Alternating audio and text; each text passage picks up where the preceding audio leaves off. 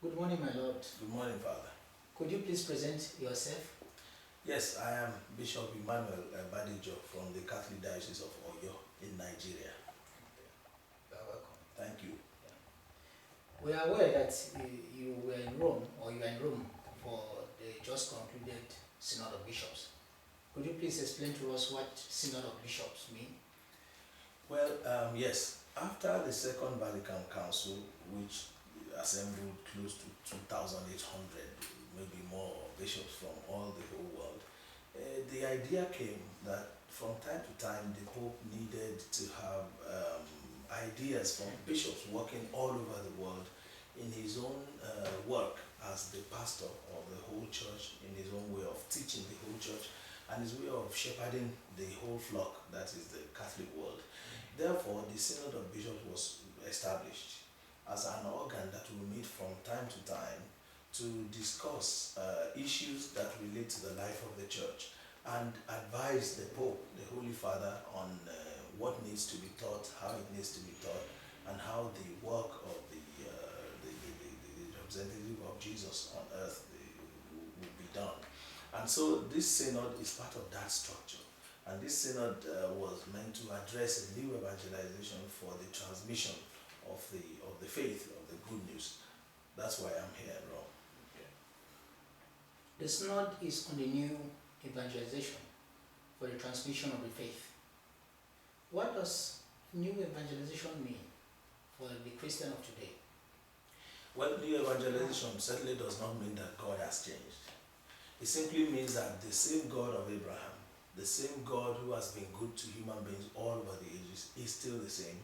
That the same God who was the center of the life of human beings in the time of Abraham, of Moses, of David, of the apostles, is still the center of creation today. And that the man of today must find God at the center of all he does, of his existence. Otherwise, there is always an emptiness inside of man that is never filled. Because new evangelization needs to reassure man of the love of God and of the care that God has for his creation. And to reassure man that that thing that man is always running after, that he doesn't ever seem to attain, can be found in Jesus Christ, who came into the world to teach people how to love one another and indeed to give his life so that others may be saved. That is the whole idea of new evangelization. And through that, to make human beings to be more comfortable, to be in love with one another and live for a better world. Coming from Africa as a representative of one of the bishops in Nigeria, we can see that the church in Nigeria and the church in Africa, and even also in Asia and also in South America, is still a very vibrant church.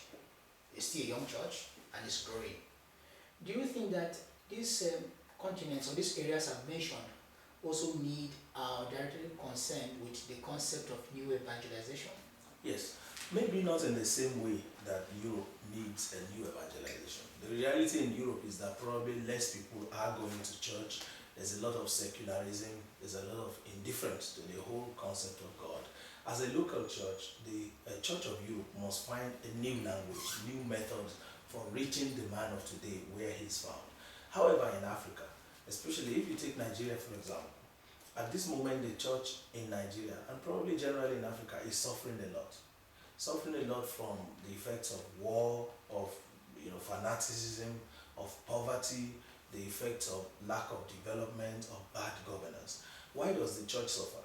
The church suffers because anywhere that truth, good governance, honesty, the common good, the rights of human beings are diminished, the church suffers, because it is the work of the church to ensure that these things become part of every society, so that human beings can live to the fullest of their ability which God himself intended. And therefore, in Africa, we need a new evangelization to give us the adequate preparation, adequate tools, the adequate language to address the problems of today. When the missionaries came to Nigeria, for example, the situation was not like this. They didn't have millions of Catholics, but there were no bombs, and there was no destruction of property and human lives in such a way as we have today. There were no governments that tried to limit the rights of human beings, or sometimes the rights of Christians. I must say that in Nigeria, there is no organized persecution, but we see that the church suffers a lot. from extremists and fundamentalists who try to impose a certain idea over others.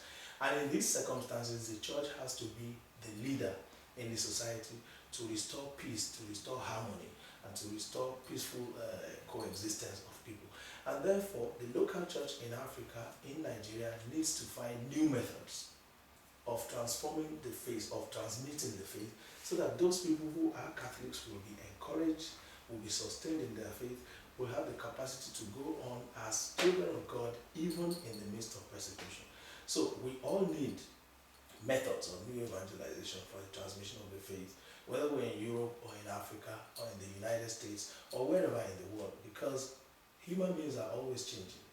Our world is changing very fast, but God is always at the center, because God does not change, but He's the one who holds everything together.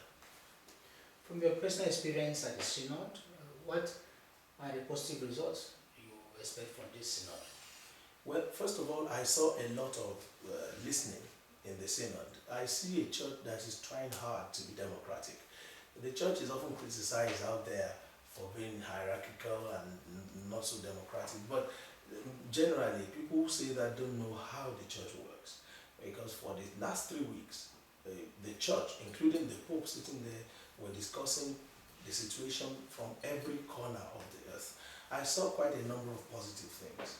The insistence on the importance of the Bible, of the catechism of the Catholic Church, so that people really know their identity. The insistence on interreligious dialogue, being open to other people, the insistence on taking ecumenism seriously, because our division takes away from the effectiveness of our mission, of our evangelization. That Jesus did pray for one church. We ought to be working for one church, not dividing the church in pieces and making the work of Jesus and the work of the Holy Spirit more difficult.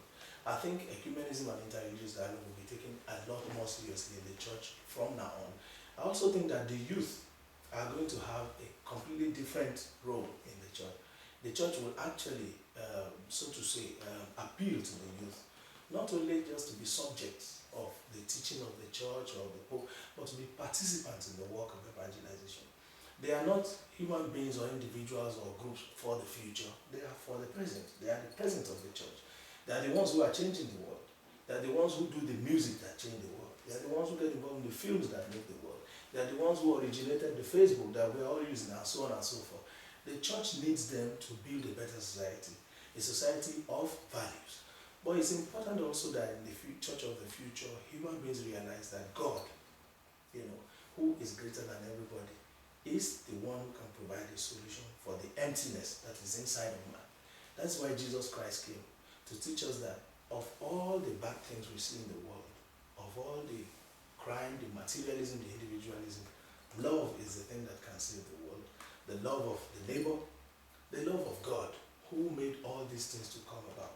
So the role of the young people is going to be very important. They know the new language, they know the new means, they are competent with it, they can create a better world with it. And the church will be with them, as they try to do that. Also, the role of women in transmitting the faith was highly emphasized. Women have always played a great role in the church, but now the church is calling them to do even more. Because in the scriptures, after all, Jesus himself, he entrusted himself to women at the incarnation, even at the resurrection, the women were present. After he resurrected, he entrusted the message to women. So the church is highlighting that importance of their role as transmitters of the faith in order to bring the light of the gospel more and more to the world.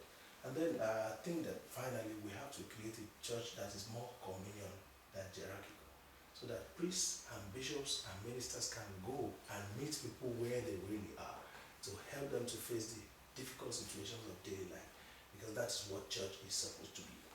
Thank you very much, and Lord, for this interview.